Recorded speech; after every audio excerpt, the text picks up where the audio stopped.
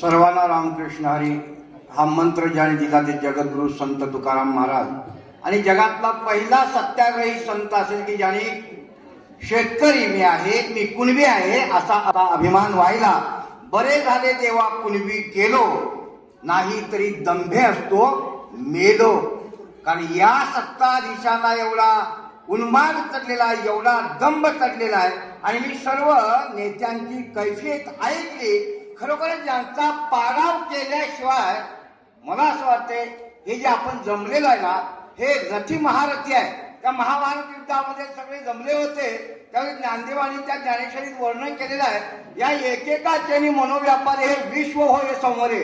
अरे हे जमलेले आहेत ना, या त्यांच्या मनोव्यापार जरी सुरू झाला तर विश्वाचा संवाद होऊ शकतो. मला एक आत्मविश्वास आलेला आहे.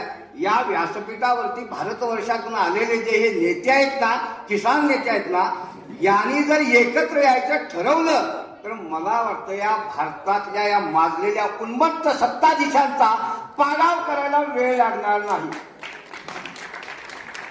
खरोखर. कारण या भारतवर्षामध्ये जो प्रचंड अन्याय कुठल्या वर्गावरती झाला असेल तो म्हणजे शेतकऱ्यावरती आहे. आणि तो जगाचा पोशिंदा आहे. जग ज्याच्यावरती जगलेला आहे त्याच्याकडे दुर्लक्ष आणि अन्यायकारक काय जे शेतकऱ्यांच्यावरती काय चाललेलं आहे, काय धोरण आहे तुम्हाला आयात निर्यातीत शेतकऱ्यांच्या मालाबाबत काहीही नाही. आणि मग तुम्ही सांगा आता कुठं ती खदखद जी आहे ती खदखद मला वाटतं एकत्र आली पाहिजे, एका व्यासपीठावरती आली पाहिजे. त्यासाठी महाराष्ट्रात एक मी प्रयोग आरंभलेला आहे. निमित्त आहे जगद्गुरु संतश्रेष्ठ तुकोबरायांचे तपोभूमी पर्वतावरती होणारा अन्याय आणि त्याला वाचा फोडण्यासाठी 10 मार्च 2026 आझाद मैदानात आम्ही सर्व महाराष्ट्रातले वारकरी आणि शेतकरी एकत्र येतो. ही संधी आहे.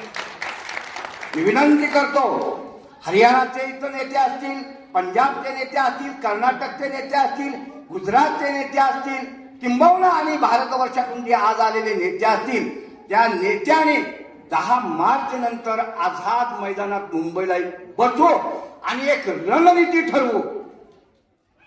रणनीती ठरवली पाहिजे. आयात निर्याताची रणनीती ठरवली पाहिजे. या भारतानं त्याप्रमाणे जे अन्यायकारक कायदे आहेत शेतकऱ्यांच्यावरती ते मागे घेण्यासाठी रणनीती ठरवली पाहिजे.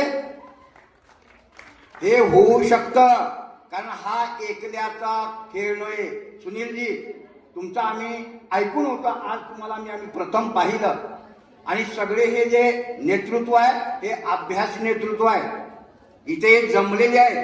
हे तुकोबारे म्हणतात ना, तुका म्हणे येते पाहिजे जातीचे येरा गबाल याचे काम नव्हे.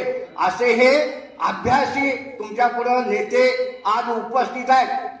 तुम्हाला केवळ आश्वासनं देऊन जाणार नाहीत, यांनी कृतीशील प्रयोग केलेला आहे. जीवनामध्ये आंदोलनाच्या माध्यमातून न्याय देण्याचा प्रयत्न केलेला आहे. आणि मला वाटतंय असे भारतवर्षातील जर एक नेते एक वाक्यता होऊन कुठेही बैठक घ्या. निमित्त मी तुम्हाला सांगितलं, अहो या नेत्यांनी तुकोबारायांची तपोभूमी सुद्धा सोडली नाही. ज्याने या सार्थ अभिमान वाहिला शेतकऱ्यांचा. बरे झाले तेव्हा कुणबी केलो असे म्हणणारा तुकाराम त्याची तपोभूमी डोंगर सुद्धा आज फोडत आहे. नेते या नाना संत संस्कृतीची तार. अरे हे एवढे ढोंगी आहेत. हा पंतप्रधान भारताचा महाराष्ट्रामध्ये ज्यावेळी आला, या देहूला ज्यावेळी त्यानं उद्घाटन केलं त्या शिला मंदिराचं, तो तुकोबारायांच्या वेशात अवतरला होता. काय महाराष्ट्राला तुम्ही इमोशनल ब्लॅकमेलिंग करताय का? भावनिक काळाबाजार करता का? अहो हा भावनिक काळाबाजार आहे. म्हणजे आम्ही लोक अरे त्याच नेत्यांचं वडले साहेबांनी आज काय पंचनामा केला. हा पंचनामा कदाचित ना सत्यच आहे. किती जरी दाबून टाकण्याचा याने प्रयत्न केला तर जगाचा मीडिया यांना उघडं पाडल्याशिवाय राहणार नाही. वेळ संपलेली आहे माझी. कृपया थांबण्याची विनंती आहे. मी एवढंच विनंती करतो की आपण सर्वजण जर एक वाक्यता ठेवली तर आपण या देशाची दिशा बदलू शकतो. एवढंच मी तुम्हाला सांगतो. जो अन्याय आहे त्या अन्यायाचं पानिपत्य करू शकतो एवढंच मी सांगू शकतो. आज संत नामदेव जे पंजाबमध्ये भगवान नामदेव ज्यांना म्हणतात ते महाराष्ट्रात आपण त्यांना तुकाराम महाराज म्हणतो. म्हणून आज ही जशी नामदेवाने भारत जोडलेला आहे अखंड, तसा आपण याच तुकारामांच्या माध्यमातून भारत जोडूया अशी मी सर्वांना विनंती करतो आणि मी थांबतो. रामकृष्ण हरी.